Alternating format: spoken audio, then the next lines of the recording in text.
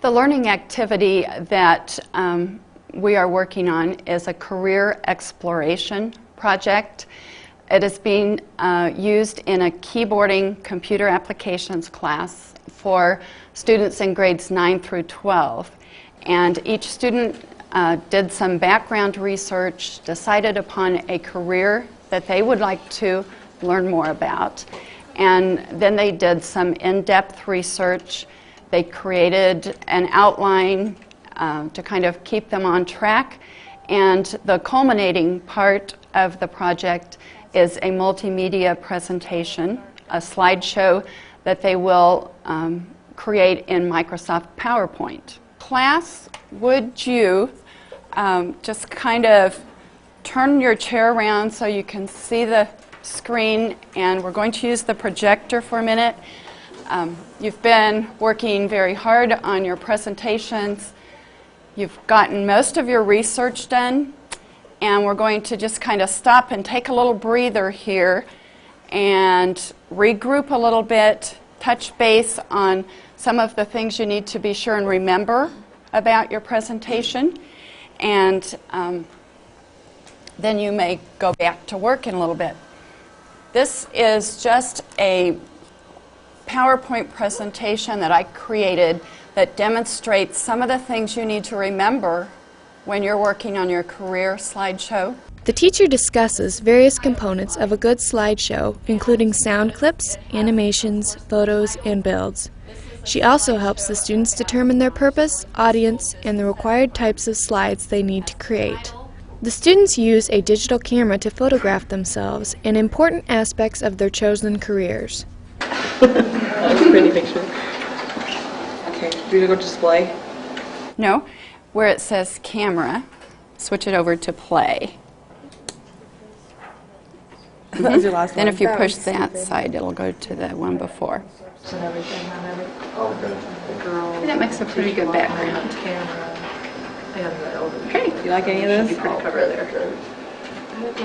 Oh yeah, there's a good one in there. Okay, I'll go Then back you to can camera. put it back to camera and take Ashley's picture. You have to push hard enough that it says recording. Okay, so I don't Okay. need to like focus it or anything No, like that? and you don't need to do anything else. You can just go right on and do another picture. Okay. Okay? Now, you're going in the classroom. What you're going to want to get is pictures that involve the teacher teaching, because that's your career. And it'd be good, they can be interacting with students, lecturing or working one-on-one with a student or something. Okay? Okay. So Great. it's all ready right now. The disc will hold up to 20 pictures. The teacher circulates around the room to offer help as the students work individually on their PowerPoint presentations. Another option might be to try a different style of word art. Because I have two different ones and they're both like that. Mm-hmm. See, it's only like that on some of them. Yeah, that looks good. Maybe it's the font size that's doing that. Just kind of experiment a little bit. And you might try, if you can get on another computer at some point, try opening it up in the other computer. It was the same way? Yeah. Okay, well, try a different word art style, different font, different size, or work with the tools here on your toolbar a little bit. And just do some experimentation. The teacher also explains how to document various types of sources. Okay, class, if I could interrupt your work for a moment here. I think it's time for another little break. If you can just, maybe you want to save what you've been doing, just to be sure that that is saved.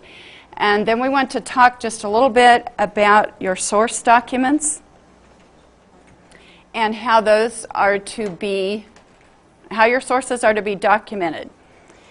And we have used a variety of different types of sources. There is an example over there above the computers of how you would document an internet source. And hopefully you've been following that as you stuck the information away in your Word document. When the students have completed their PowerPoint presentations, they work in pairs to make sure the presentations look professional on the projector screen. See, this down here is really hard to read. How can I fix that? What is the problem? Like ledgers is hard to read down there on the bottom.